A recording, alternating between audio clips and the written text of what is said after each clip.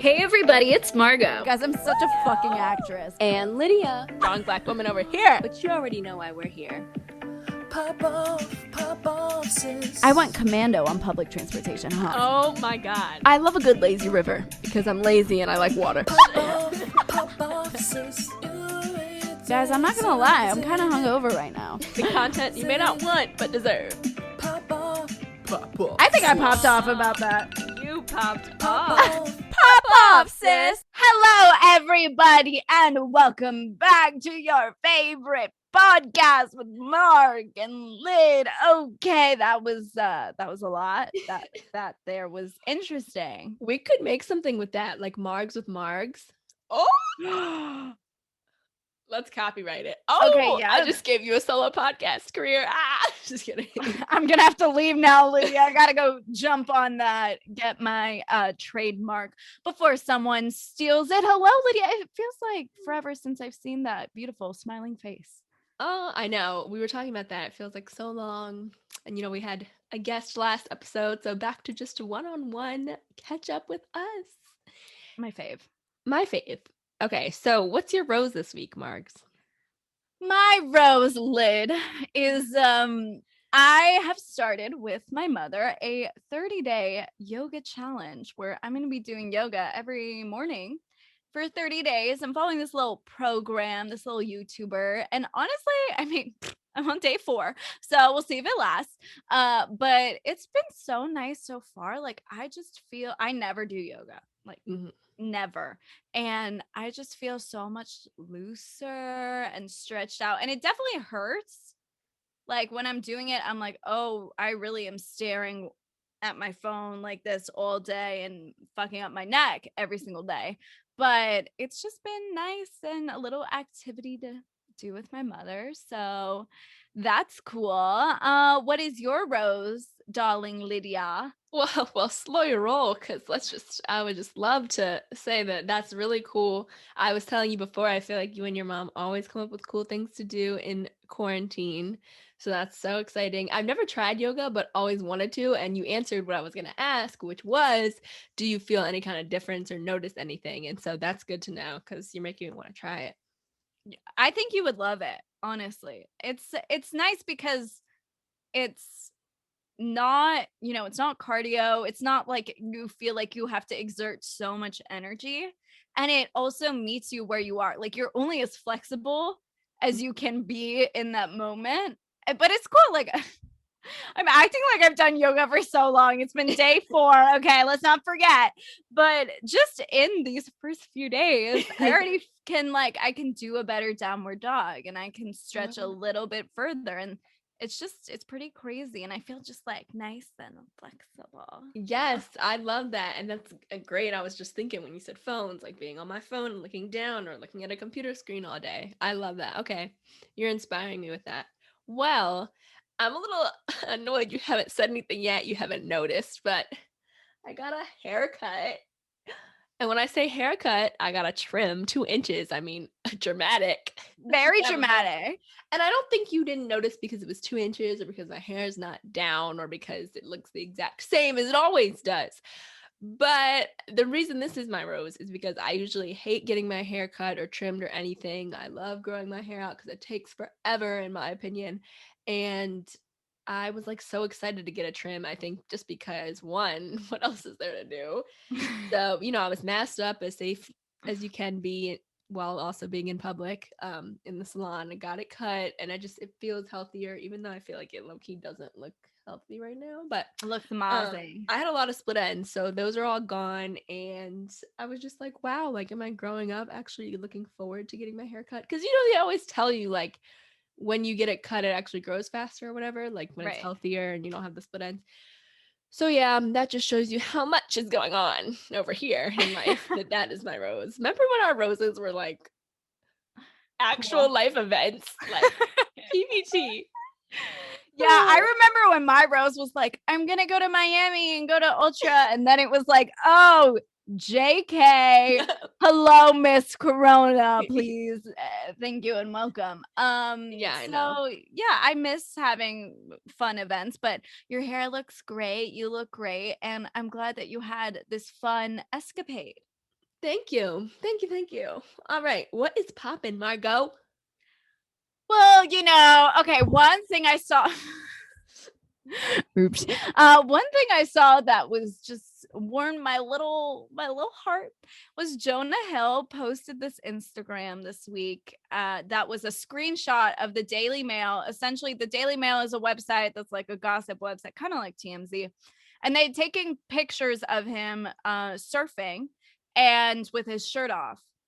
And they were kind of trying to make him feel bad about his body. And he posted this really heartfelt Instagram that was kind of like, I'm finally at this age where you can't make me feel bad about it. This is the way I look. I'm happy with it. And then he wrote a note, saying he never felt comfortable taking off his shirt around his family until he was in his 30s.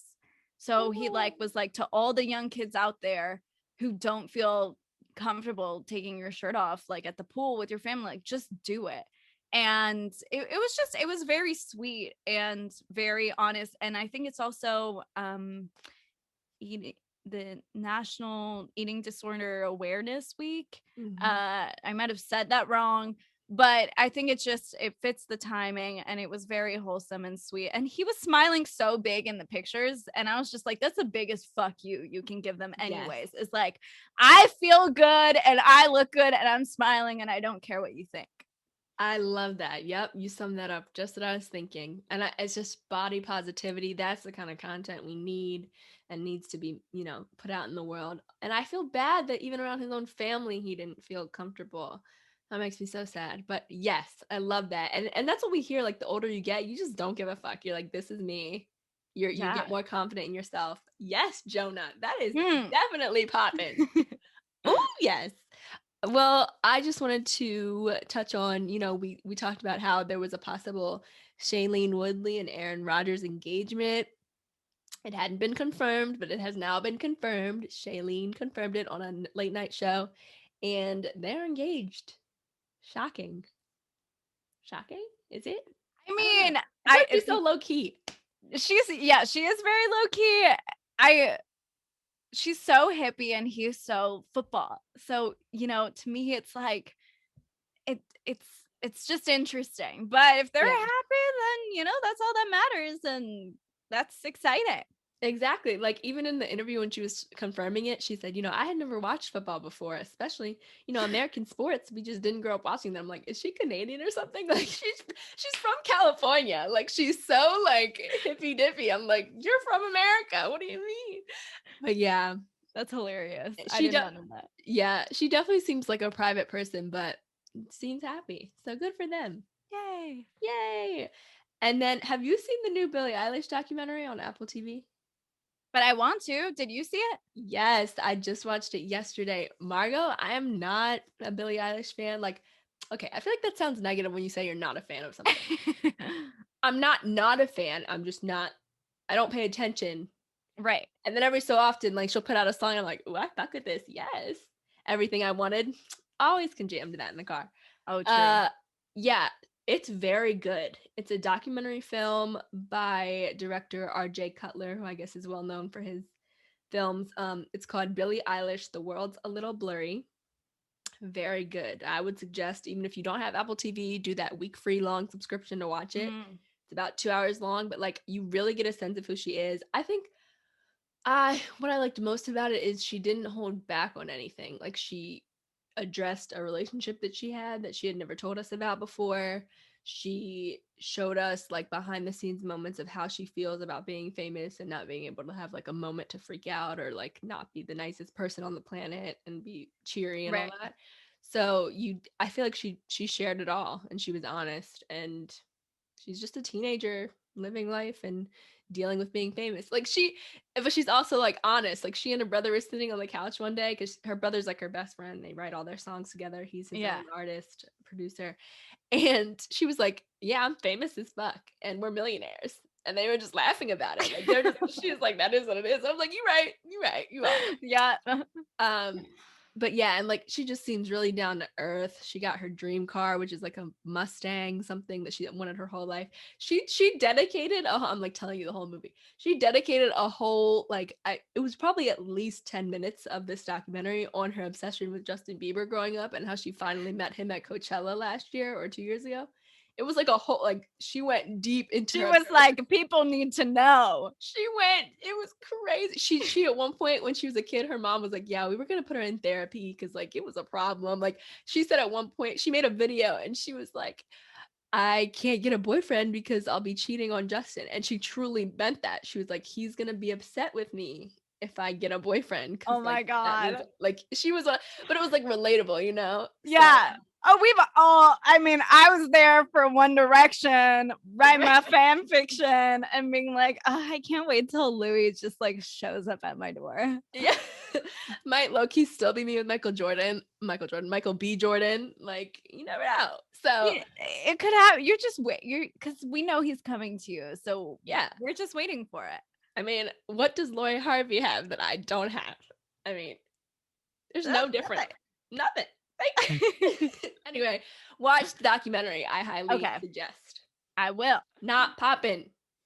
Kim and Kanye, they're done. Why is this not poppin' for you, Margot? Well, I mean, I feel like it's good because I feel like they've definitely in the past few years been going in a separate direction. So it's good. But then also, divorce is sad. So, right. Like, it's happening, not happening. It's kind of that gray area. I mean, I think they're both going to be happier not together. Mm-hmm. Kanye did not seem to like the Kardashian world, and Kim did not like Kanye's highs and lows, and so they're distancing themselves. And honestly, I was actually a little shocked. Were you shocked at all, or?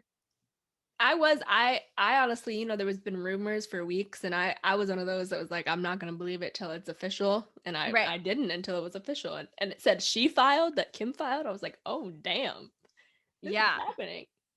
Yeah, because I remember we were like, it could be a publicity stunt, right? You don't know, so I guess clearly it's not, and it just happens to be the timing of Kardashians entering their last season of their show. Just coincidence. Yeah, coincidence, totally. I mean, anywho's, another one is Claire and Dale. Oh, back together, making out on the Florida beaches with no masks. I might add, no masks in sight. Wait, there's pictures. See, this is where I'd be behind. There's pictures of them kissing. Oh, yeah. What? Holding hands. I saw those. Okay. Kissing, all of it. So like water. What's happening? How? Why? So it's interesting because Rachel Lindsay was like, he's just using her. Like he's continuing, like his image was bad after their split because it very much looked like he was just using her. Now they're hanging out again. Maybe he's trying to save face. I mean, I don't know. Like, I guess they were engaged. So maybe maybe they're working through their issues, but I'm just not about them really. I think Claire deserves more, and I feel like Dale just isn't that into it. So why? Have so many why questions. Cue the why vine. Why? I just am confused by them now. We'll just have to wait and see. Yeah. Okay. Last one we have for you. What's not poppin' is this whole Lady Gaga, her French bulldogs being stolen. Literally dognapped in the middle of West Hollywood. 2 of her 3 French bulldogs were taken by these 2 guys in a car. They came up on Lady Gaga's dog walker and shot the dog walker 4 times. It's all on video. It's disturbing. Shot the dog walker, whose name is Eric Fisher, and took off with the 2 of the dogs. And it was like really sad. Both dogs have returned safely, but it was a whole thing. Lady Gaga is currently in Italy filming this new movie Gucci that's coming out in November of 2021. And it's some big names in this movie. It's her, it's Robert De Niro, Jared Leto, Adam Driver. This is going to be a good movie. Oh, I did not hear about this movie. Apparently it's about the whole Gucci family and their empire and the brand, obviously. But yeah, so Lady Gaga wasn't even there when this all went down. She literally put out a post saying she would offer $500,000 for the dog's safe return. Like, she wasn't playing. These are her babies. So she has a third dog, that's Miss Asia, and she was able to stay with the dog walker. She did not get taken, but the other two did, and they have now been safely returned. But it's just like scary. I was trying to think, what was the motive? Was it money? What was the point of these criminals doing this, you know? Yeah. I feel like 100% money. Like, they had to know, like, nobody shoots someone and risks like going to jail forever just because they see two dogs that they want. You know what I mean? Like, they had to know. It had to have been planned, I feel like. Maybe. Did they really think they were going to get away with that? Like, well, maybe they had checked it out and thought there weren't security. I mean, to be fair, I watched the security camera footage, which, like, you don't need to see someone get shot. It's not, I shouldn't have done it, but like, you can't see their faces at all. And I don't think you can really see the license plate either. So, I mean, for now, they got away with it. Listen, someone returned the dogs to the LAPD, and the person who returned the dogs was a woman, and she didn't seem involved at all, but I think she still probably got paid that $500,000. So someone's got the money, and, you know, so I think the motive was money. But how fucked up. And then the poor dog walker is like, I'm just trying to make a living off of walking some dogs, off of being an animal lover, and I got shot and almost died. So just crazy. Well, you know, he's expected to live, which is awesome. He's going to be okay, and the dogs are returned. So in the end, happy ending. Just unnecessary. So random. Like, so random. Yeah. Okay, well, buckle in, everyone. We got it's time for The Bachelor. It's time to really do a deep dive into this entire controversy that is Chris Harrison, the Bachelor franchise, Racheal Kirkconnell, and Rachel Lindsay. Where do we begin? We have to begin with I gotta keep my Rachel straight. Well, first, I know, exactly. Yeah, that's really important because they're two very different people, but they both are called Rachel. So, yeah, okay. So when The Bachelor this season 26, starring Matt James, the first ever Black Bachelor, when it first started airing, and people were, you know, whenever The Bachelor starts or The Bachelorette starts, people start looking up all of the contestants on Instagram, on social media, and they want to know more about them. So these photos from Racheal Kirkconnell, who is a white contestant, these Instagram photos started surfacing of her posing in front of Confederate flags, wearing Native American headdresses. Like, she posed in a poncho and a sombrero and like the mustache or whatever for one Halloween. And then the photo that probably caused the most upset was that there was a picture of her in college at a sorority party that was on a plantation that was Old South antebellum themed. So like it was a plantation party. I mean, like, that's what it was. And it was all white people, of course. And so these photos started surfacing, and through the past 6 weeks of The Bachelor airing, fans have been asking the franchise, you know, what is happening?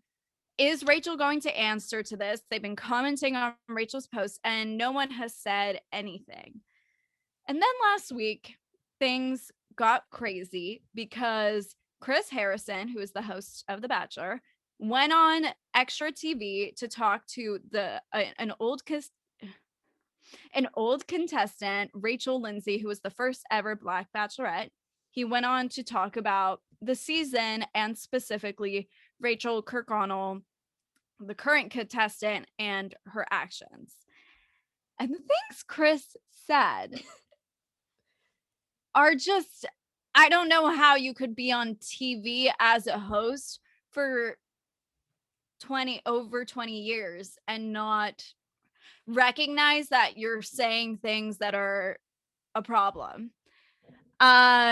Essentially, Chris came on and was defending Racheal straight off the bat. He was like, she needs to be given grace. People need to give her time. The woke police is coming after her. You know, like everything wasn't her fault. He was like, yeah, it's okay. Yeah, I agree. There's some problems here, but you know, we need to give her time to be able to process this. It's like, okay, sure. I mean, it's been happening for 6 weeks and she hasn't mentioned it, but okay, she needs more time. So Chris said, and I quote, you know, I saw a picture of her, Racheal, at a sorority party 5 years ago, and that's it. Like, boom. This girl is in this book now, and I'm like, really? Okay. And Racheal jumps in to clarify, well, it wasn't 5 years ago. It was in 2018, and it wasn't just any photo. It was a picture of her at an Old South antebellum party. And it's not a good look. And Chris says, and probably like his most famous line from this interview, well, Racheal, is it a good look in 2018 or is it not a good look in 2021? Because there's a big difference. To which Racheal responds, it's not a good look ever. It wasn't a good look 400 years ago when there were slaves. That wasn't a good look either, Chris. I mean, she didn't say that. That's me. That's Margot's thoughts on that. That sounds like a joke. But she did say it's not a good look ever. And then what she said that should have shut down the whole conversation. There shouldn't have been any more talk about it after is she said, quote, if I went to that party, what would I represent at that party? And instead of Chris being like, you know what, Racheal, you are so right. I'm sorry. He continued to defend Racheal Kirkconnell, not Rachel Lindsay. You know, it does get a bit confusing. But yeah. He continued to defend the contestant. And essentially his entire defense was that so many people were going to these kinds of parties in 2018. Like, that was the trend. She was only 18 years old, which I don't think is correct either. But you know, she was so young, and it was so different back then. Like, as though he was talking about it like 50 years ago. I'm like, this was 2018. Like, we were in college. Like, this is very much the present, sir. And he kept mentioning this lens, and he kept being like, you know, we're looking through this different lens now. And like, this such a different lens. And I saw this follow-up interview that Racheal did with someone else. And she said, you know, the only regret I have about that interview is not asking him what lens was he talking about? What did he mean by this lens? Because he never quite clarified. But to me, that sounds like he's saying the lens in 2018 was fine.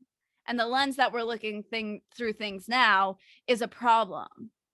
Like, it was almost as if he was saying, how we view race now is too much.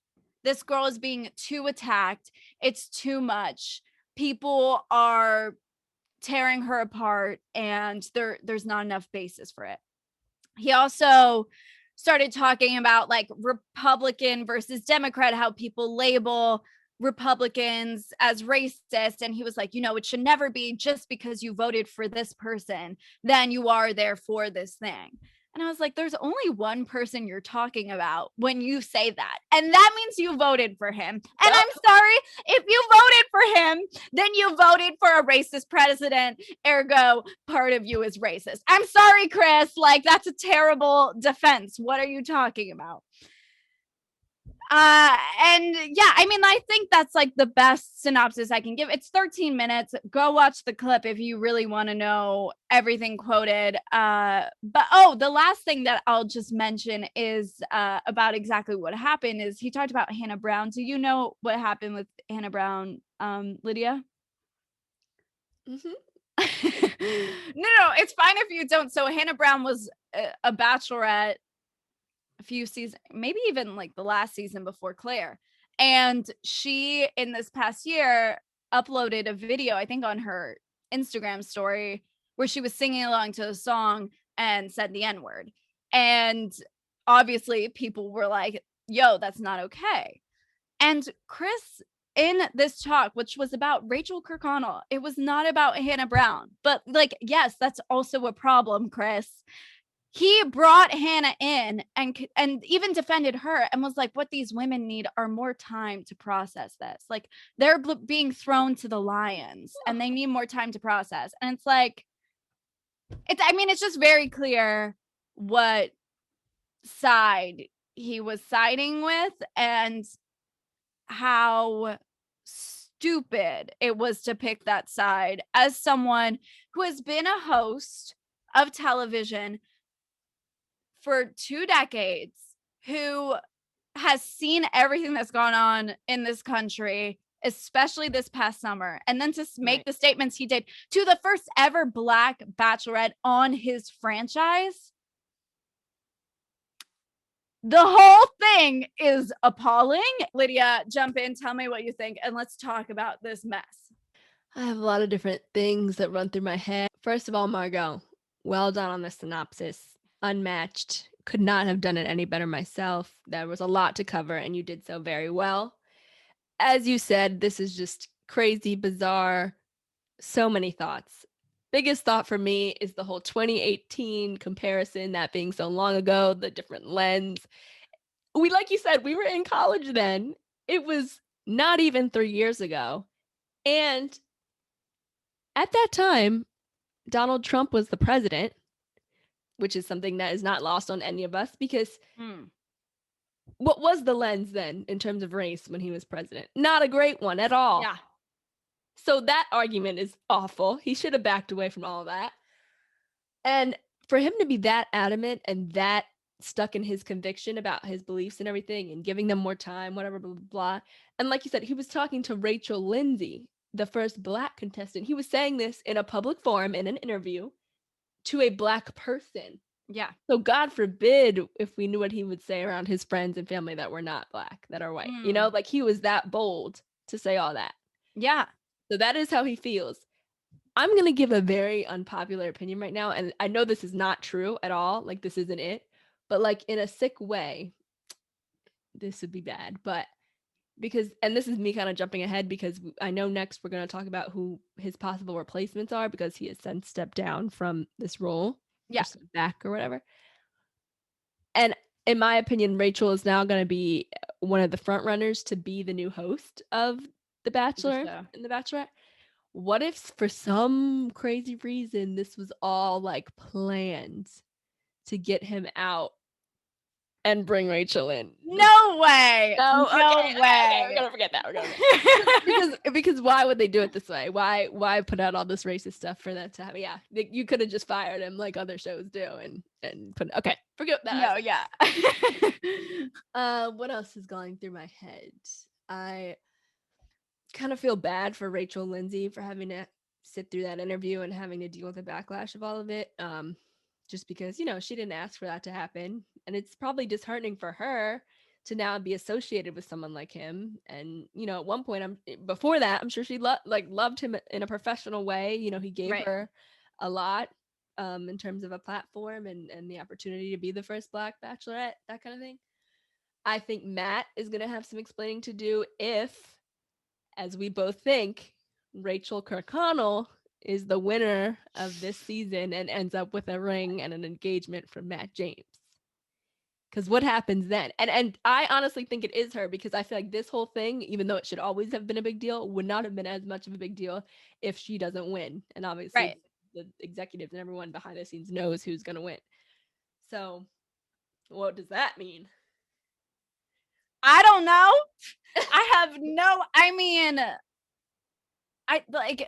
People have been commenting because Matt in interviews lately has had this like huge beard, And people were like, that's a single man beard. Like, even if he got engaged, that is a single man beard. And I was like, you know, they have a point.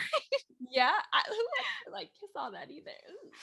But to me, like, and I know I said this before, but literally what should have stopped the conversation in its tracks was when Racheal was like, what would I have represented? And the fact that Chris Harrison kept cutting her off and kept reinforcing his narrative without taking in the fact that it was a Black woman telling him how she felt about the situation. Like, it doesn't make any sense. Like, I'm sorry, Chris Harrison, your opinion doesn't matter. You're not a person of color. This doesn't offend you. You know what I mean? He's literally telling the victim in that situation, not Racheal is like the proverbial victim, a Black person in that conversation, to give the white person who did what was wrong some more grace. Your feelings are valid, Miss Black Racheal. You need to give white Racheal grace. You need to understand this was 2018. This was a different time. Like you said, your opinion doesn't matter in this situation. Yeah. Crazy. It's sad to say the least. Chris deserves to have been fired. Whether the fact that they even probably let him publicly say I'm stepping back is like they gave him that as a gift, because really the headline should have been he was fired. Chris Harrison has stepped back. Well, he wrote one apology, and then like a week later he stepped back. And then, you know, since then also Racheal has come out with her apology. Well, now it's 3, but we'll get to that. Rachel Lindsay had mentioned how Racheal Kirkconnell hadn't said anything in 6 weeks of these allegations being thrown around. Oh, I forgot to mention one other allegation was that some people from Racheal's high school came out and said that Racheal Kirkconnell would bully them because they would date Black men and would like make fun of them for dating. And then she went on a show to date Matt James, the first Black Bachelor. So that, I mean, you know, like that was on Twitter or something. So I don't know, but I wouldn't be surprised if it was the truth.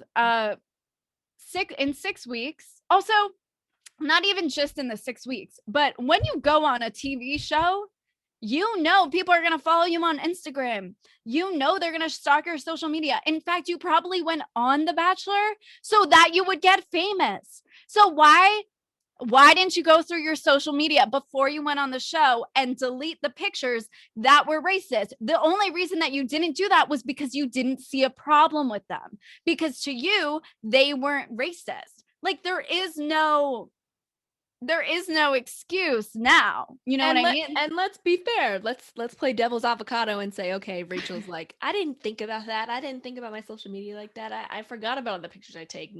Well, still the argument holds that because you didn't think there was anything wrong with anything on your feed. So, right.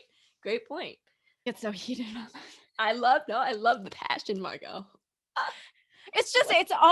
I've loved this show for so long. I've been watching for many seasons, but I do think that personally, I have turned a blind eye to a lot of problematic shit in this franchise, whether I was fully recognizing it or whether I was, you know, just not fully realizing some of these actions that were being taken and how problematic they were. It doesn't matter. There is no excuse. Now I feel like it's important to talk about the fact that the show that I love has some big problems that they have to deal with, or the show is gonna like and should be canceled.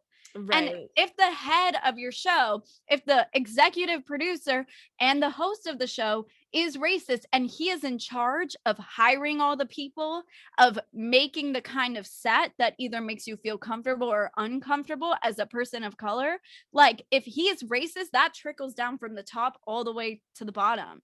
So I think he should be fired. Like, I think he needs to figure this out. Absolutely. And I think you raised the point about, you know, why does the franchise continue to cast members who have had bad pasts? And I think that's something that they need to address. I think starting with Chris, for all the reasons that you just laid out, is great. And I think if anything, the Bachelor franchise wants to do all they can to stay on air, because next thing you know, it's going to be on ABC level, and ABC is going to have to start making some tough decisions, and you know, it could get to that point where it's canceled. So there's a lot that they need to do. Chris Harrison announced he was stepping down or he was forced out or whatever happened in an Instagram post. And I have to tell you, I was floored because today I was looking through the comments and I would say 95% of the comments are defending Chris Harrison, saying it's horrible that they're doing this to him, that they're forcing him out, saying that nothing he said was racist, not seeing any problems with it, and just being in total defense. And you know what? I was floored, but I shouldn't have been.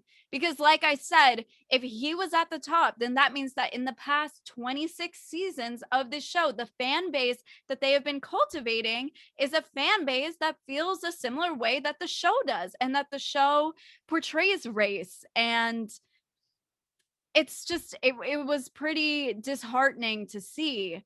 And just because the network, ABC, forced him out doesn't mean that that's the way a lot of the fans of The Bachelor felt, which is extremely disappointing as a fan of The Bachelor myself. But, you know, what does it mean if you've had a TV show for that long that continues to perpetuate racism? And like, how has the show perpetuated racism? And I think a lot of people are going back now and looking back at old seasons and being like, oh, wait, this stuff was so fucked up, but we weren't paying attention.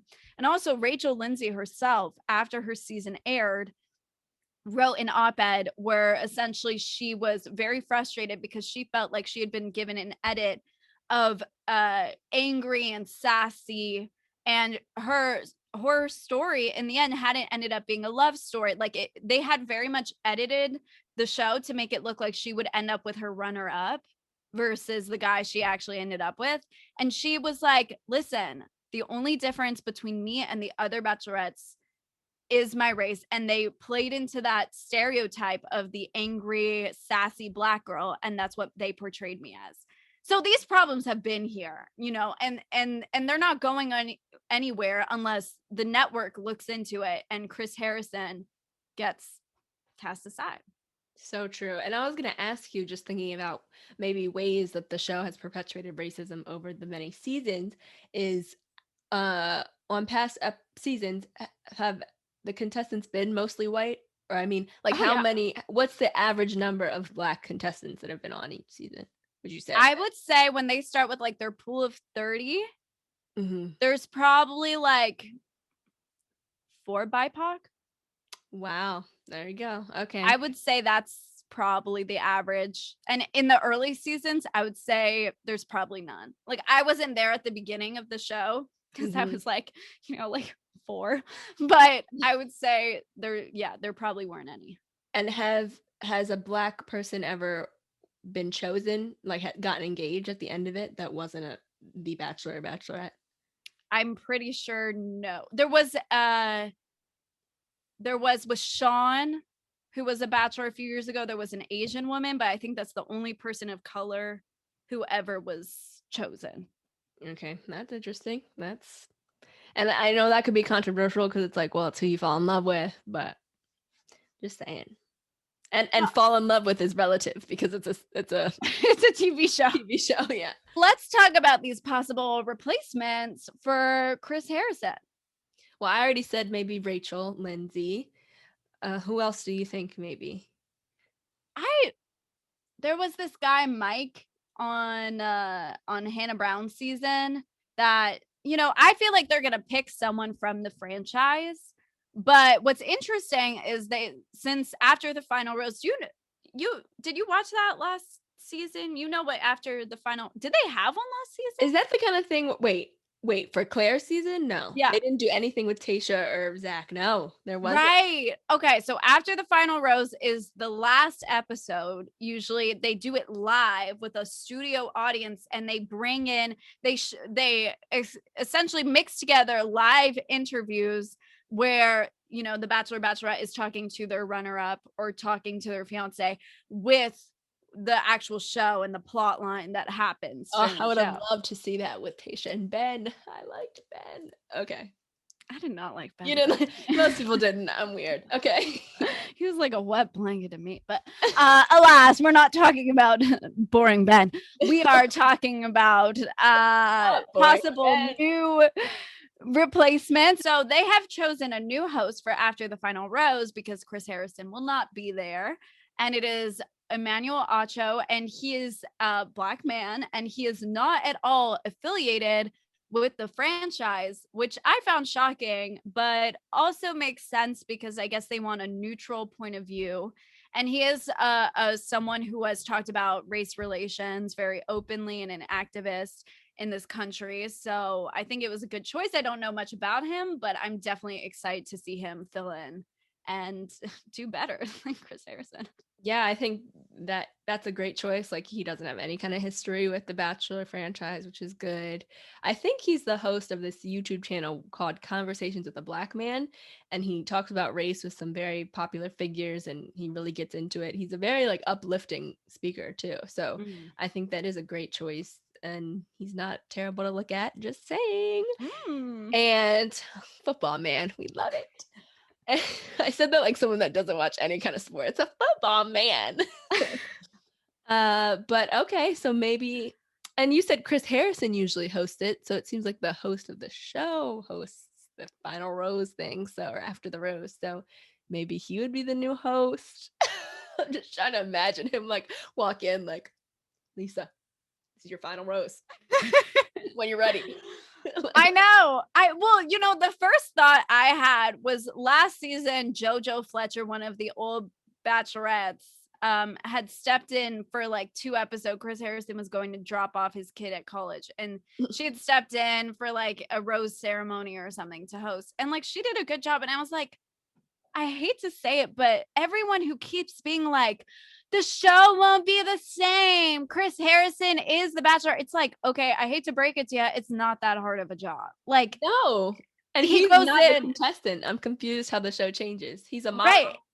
He's just, yeah, he's been there for a long time, but he literally has like 4 minutes of airtime a season just being like, this is your final rose for the night. And ladies, please pack your belongings and say your goodbyes.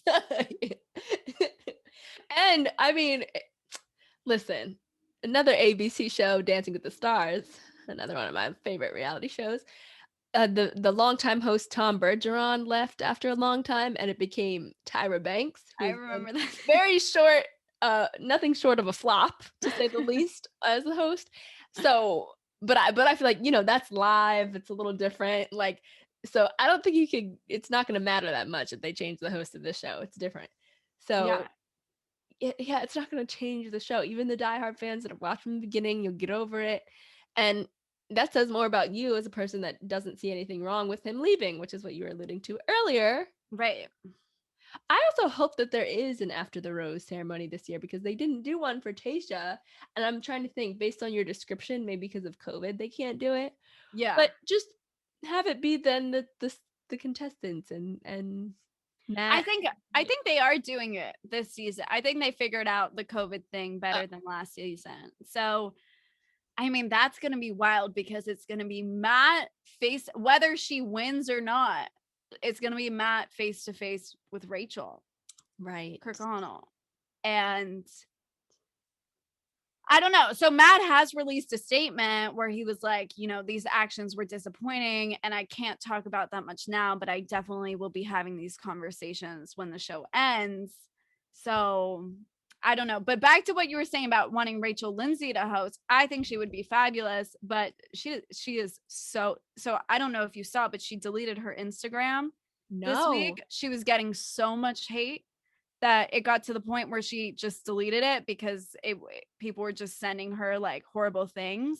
I'm sorry, I have to cut you off. That makes my blood boil. Like, this all started because of the racist comments of a white man. How is she getting hate? This has nothing. Woo! Go ahead. No, you're 100% correct. I mean, like, she did nothing. She sat there and was too polite to him. Like, that's what she said in other interviews. She was like, I didn't want to get mad. I didn't want to show the fact that my blood was boiling, because as a Black woman, I know that people would have seen that, and then the narrative would have shifted about the interview. So I just sat back and I let him say what he was saying because I knew he was doing his own damage, which she's so smart for doing that, but also it's fucked up that she had to do that. But she sat there and was too nice to this guy who was saying these horrible comments, and now she's getting hate and death threats. How does it make sense? He should be deleting his Instagram. He should be shamed. He should be embarrassed. Like, what? But I think definitely they need to go with someone of color. Yeah. Shout out my girl Jasenia. If we want to put her back in there as host. Little light. She would be an interesting host, Jasenia. She'd be like, let's get MJ out here so we can settle our beef before we start this season. People, Lydia's wonderful TikTok for more reference. Guys, give me numbers because no one liked it. Everyone liked it who saw it. Okay. Oh, thanks. Okay. Racheal has now released 3 statements. She released one initially where she was like, I messed up. You are correct. I'm going to educate myself.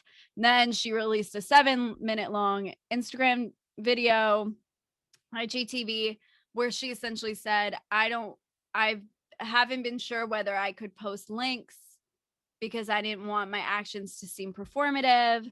But here are links to resources that I am actively reading, that I am educating myself on. And then I think she referenced some books and stuff. And she also said to all the people sitting in her DMs and telling her that she did nothing wrong, that they need to stop because she clearly did something wrong.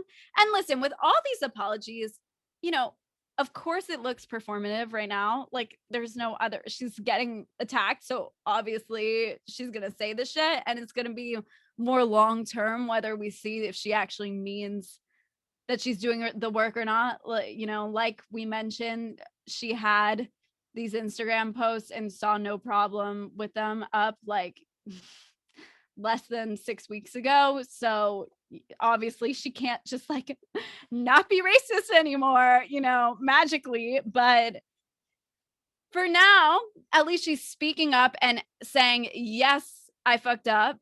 Yes, my actions were bad, and stop trying to defend me. Like, at least she's saying that. At least she's not trying to defend herself. And then she had a 3rd statement that she put up yesterday defending Racheal Lindsay, and she was like, stop attacking her. She had to delete her Instagram when I was the one who did something wrong, and when white people are the one who are doing these bad things. So why is she getting the hate?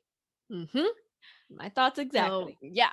I mean, I don't know. How do you feel about those like, I'm just like, it's expected. Like, I don't really feel any way about them. I don't know. What do you think?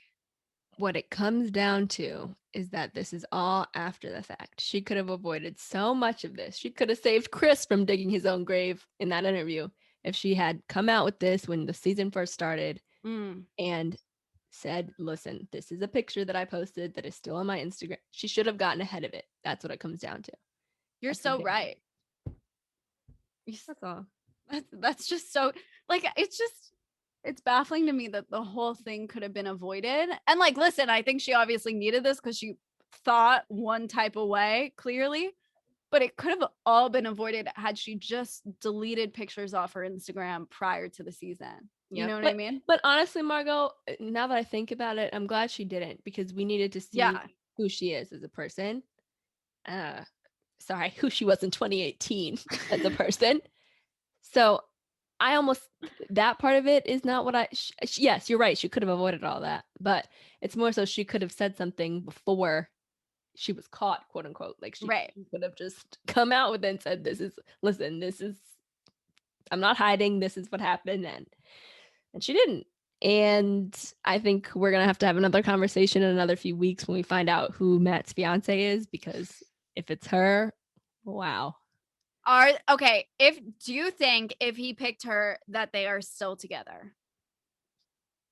Yes. As of right now, yes. I think they're still together. I think Matt is Black, but he's also half white with a white mother. And I think that Matt probably has maybe a different type of tolerance than other people about stuff like this. And I think that he came into the season on camera talking about how, depending on whoever he ends up with, he'll probably have some explaining to do if it's a white person versus being expected to choose a Black girl. So as I don't think that this whole situation would have ruined them. If it's Racheal, I think that they're still engaged. Hot take. I mean, his mom did vote for Trump also, so they have that bonding over their parent. Yeah. Oh, His white mother voted for Trump.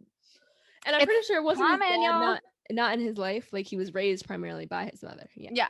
We'll see. TBD. All I can say is that this has been a whole mess and that it's literally people digging their own graves. Like, you're right.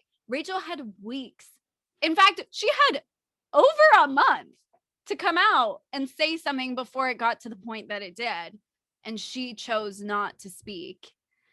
And Chris Harrison instead decided to open his mouth and dug his own grave. So, you know what? It's on them. And we need people to be better. If you're going to host a TV show and try and market it to all of the US, then you better be thinking about the demographics in the US and all of the people that are in this melting pot of a country. Amen to that. Racheal, come back on Instagram. You are welcome there. None of this is your fault. Please. Oh, okay. Well, you want to just have a second to decompress all of that. Like I said, this conversation might look a lot different in a few weeks, which is crazy to think. But we just wanted to touch on this season a little bit because it is coming down to the wire, and we have just witnessed. I'm sorry, actually, I have just witnessed because Margot let me down and did not watch the latest episode yet. And me, only 1.5 seasons into Bachelor Nation, I'm caught up. So I just want the record to show Margot did not do her homework this week, but also I don't do my homework all of the week. So it's fine. I watched one clip that mattered, okay? I watched Matt being sent home as the Bachelor. He was sent home. That is so funny to me. It's like, can I walk you out, Matt? So what Margot is referring to is this past episode was the hometown episode, but it's COVID, so it's more like the hometown came to Nemacolin. And the final 4 contestants, let's get this right. Racheal, obviously. Serena P. Canadian Serena P. Serena pieced out. Spoiler. Bree. And oh my God, who's the last one? Michelle. Right. Michelle. Michelle's my favorite of who's left. Michelle's your favorite? I think, yeah, okay. Michelle, I feel like, is the most into him, like, genuinely. But, like, I also like Bree. I like Bree, but I'm like, Bree, why'd you quit your job? Bree quit her job. That's right. Oh my gosh. But I felt so bad for her that night. So last episode, not this past one, where she was like, she tells him, like, so vulnerably, she's like, I had to make the decision this week whether to leave my dream job to stay here for another few weeks or to go home, and I chose you. And that night, he literally, not only does he give the rose to Racheal, but he also takes her away from the group date to a private concert. And Bree's just like sitting there crying, like, oh, I really gave up my entire dream career to be sitting on this couch crying by myself. She really did. Wow. Yeah. That wasn't the best move. Bree, come on. Just statistically, how these shows end up. You shouldn't have done that. Okay, yeah. That was not smart on Bree's part. But I was just thinking, like, obviously 3 of the 4 left are Black. Yeah. Of mixed race, and 1 is white. So if he ends up with Racheal, like we thought he might, oh, this is going to be crazy. Anyway, okay, so those are the 4 that's left. So we met all of their families in this most recent episode. I just had a few thoughts. Okay. Bree's mom. So Bree was raised by her mother, like, as a single mother. And Bree's mom, I think she's white. Bree is definitely mixed. And so Bree's mom is white and, like, definitely, like, gave off like she was a young mom vibe. But Bree, you know, her whole storyline is that she's, like, worried that she can't give Matt this, like, typical family because she was raised by her mother only, and it's just kind of her mom and her best friend that come visit. Next thing you know, Matt walks in to meet Bree's mom and best friend, and Bree's mom is carrying an infant. So she goes, say hi to your sister. So Bree has and she's like an infant, like not even probably 5 months old, baby sister. And Matt's sitting there like, what the hell? Like, I Was don't that know. our I got first the time vibe. meeting her? No, I think Bree had met the baby. I think maybe not though, because it was a tiny, tiny baby. But it was just kind of weird because Bree's at least what, like 22? So I guess Bree's mom had her very, very young. Gotcha. But it's not like there was like a stepfather, any sort of like man with Bree's mom. It was just Bree's mom, the baby, and the best friend. So like it honestly, like Bree was holding her at one point. It looked like it was like Bree and Matt's kid. Like it was just like that was her sister. Like she's gonna be an aunt potentially before the age of 1. So yeah. Wow. But the reason I bring up Bree's mom is that Bree's mom and then Rachel's dad were the only two that said basically everything I was thinking. They were the most skeptical out of all the parents. They were like grilling Matt, like, so what's different about my daughter? You have 3 other women here. What's different about my daughter? Do you love her? And honestly, he wasn't like, of course. He was like, I can't give you the answer that you want, but I can tell you, like, I'm definitely falling in love with her. I mean, that's honest, but also like, they were like, okay, like, it's not good. So- That wasn't a good answer. Like, but they were just so skeptical, and I agree that they should be because it's a show. Anyway, I'm just gonna say everything and then we can discuss. Then Serena P. Okay. This is the other thing, just so you guys know. On these hometown episodes, they have like a whole day of a nice date before meeting the family of each contestant. So Rachel and Matt went skydiving, and then Serena P. Just like a contrast of like thrilling dates. Serena P. sat in a room with Matt, and she basically quizzed him the whole time on Canadian facts. She's from Canada. And like they ate like Canadian delicacies or like tried different foods, and like it was just not the same vibe as like skydiving or Bree and Matt did like a mudslide date where they like went off-roading in this Jeep because their first date they did like a hot tub in the middle of the woods, and it was also like muddy, so it was like full circle moment, like just more meaningful. And Serena's literally standing there with flashcards like, Matt, how do we say hi? Like it just was not the same. So it was just like vibes that Serena P's fate was not a good one. Honestly, these hometowns also reminded me why this show is so scripted and I don't love it, because like in each of the hometowns, Matt would walk in and meet the family, and then the mom would go, Matt, like, do you want to go have a chat? But it was like so scripted and so obvious, and they did that 4 times in a row. 4 times in a row.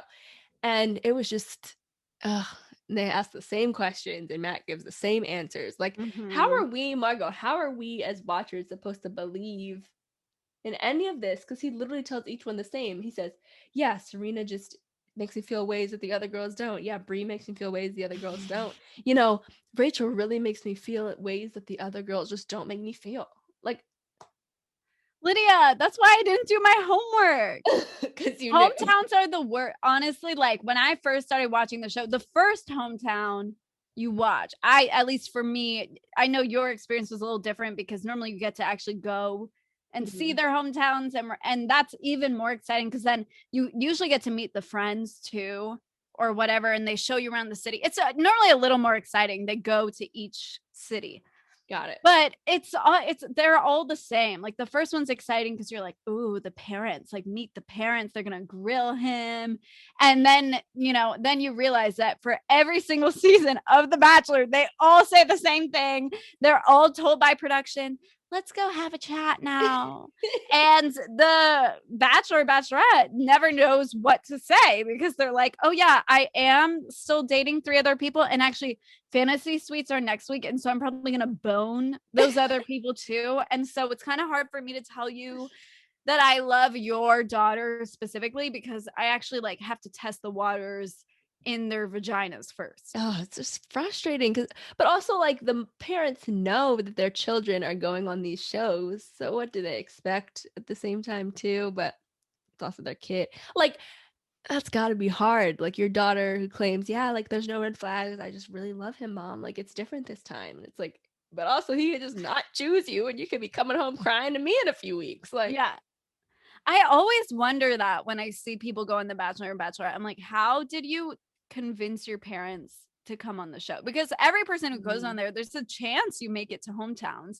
So you have to have that conversation with your parents before, like, would you be cool coming on camera? I think my parents would say, hell no. Yeah, agreed. And maybe there has been like a time where there was a hometown and it was kind of just like the friends or like family friends, and that's how they kind of like covered that up because their parents didn't want to come on. But Right. yeah, I don't think my parents would either. They'd be like, okay, you're one of however many left. Is it usually 4 left at this time? Yeah, it's always 4. Oh, okay. Well, 4 quickly became 3 because Serena P, if you need a reminder, Serena P was the one that was scared of PDA and had her legs straddled around Matt in a very steamy yoga session and decided that she was uncomfortable and just needed to express that she didn't really like being that close to him. So, shockingly, and it was kind of weird. Margot, you definitely have to watch this hometown in particular because Serena P's sister came along with the parents, and Serena P's sister was like, are you like 100% sure that like, no, she said, I don't feel like a spark or any sort of like anything different than like you checking boxes. I don't see you being like smitten with him. Right. And all of a sudden, Serena went from being like her bubbly Canadian self to like, oh shit, you're right. And then after the hometown, she sat down with Matt and she was like, I have a lot to think about and I'm just not sure. And then the next day, she basically sends him home, as you say. Serena P was no longer part of the contest. She peaced out. I'm sorry. She pieced out, and then the rose ceremony was just the 3 left, so Matt didn't have to like not give out a rose because all 3 got one. And he said to them at the rose ceremony, which was like, duh, he was like, I need you all to think long and hard before accepting this rose because, you know, I'm here looking for a wife. That's what I'm here for. So just remember that. I'm like, I'm pretty sure that's how the show works. They knew that from the beginning, but okay. And he acted like he was all heartbroken over Serena P. Like he was crying. Really? I'm like, I didn't think you liked her that much, but okay. He's like, why do you think I kept her around this long? I was like, oh.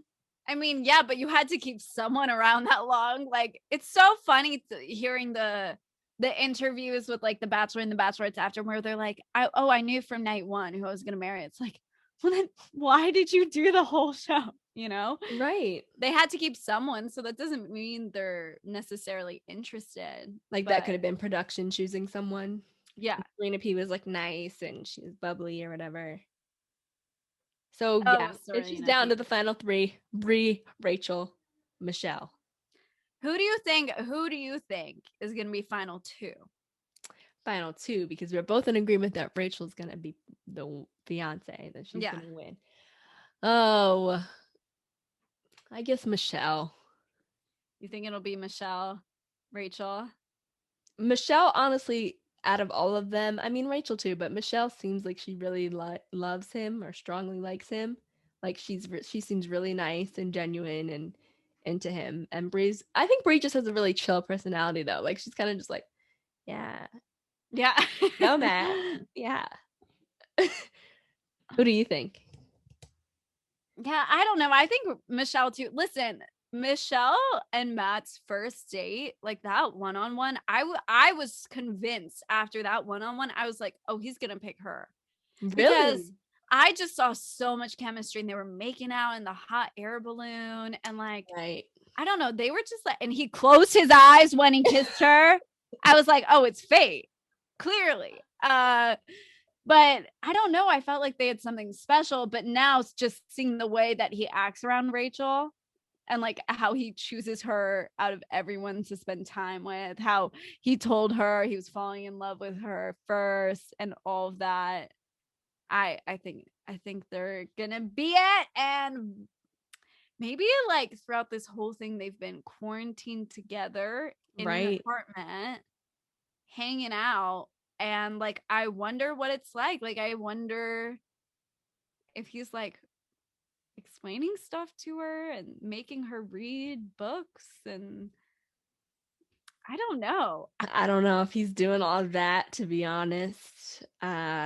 If anything, I could see him being like, oh shit, when the public finds out, how am I gonna look?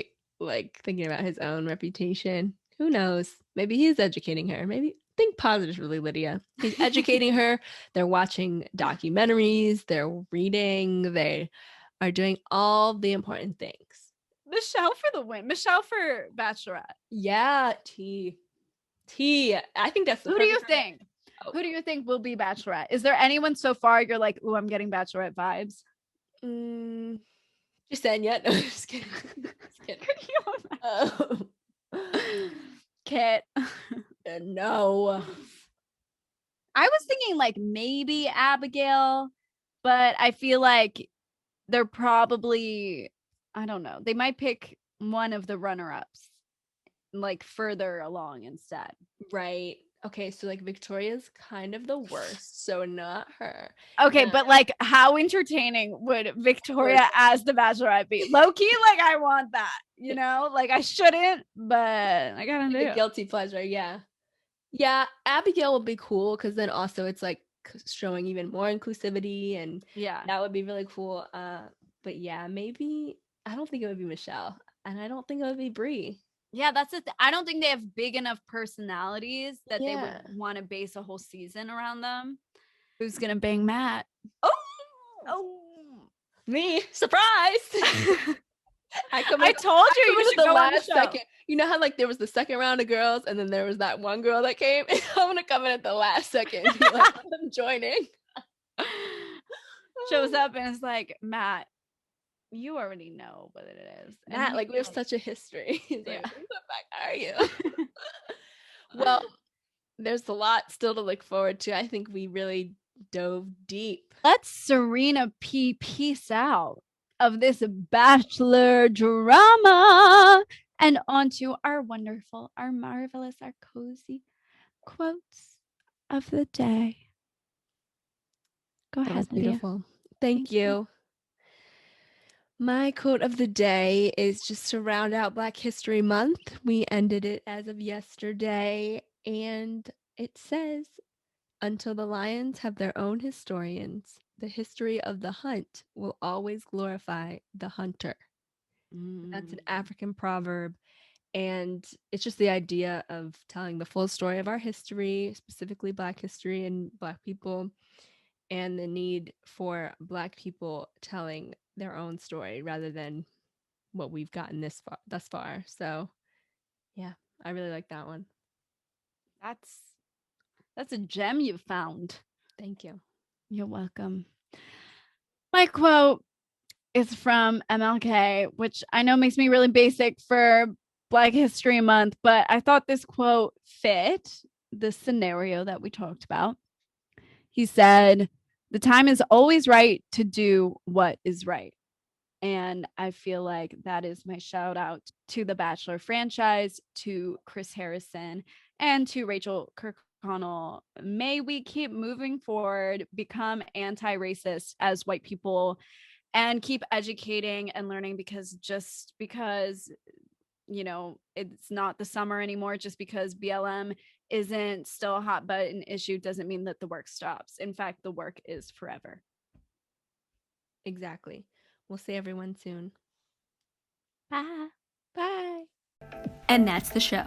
Stalk us on Instagram at popoffsis.podcast and check out our Pop Off Sis YouTube channel. We'll see you next time.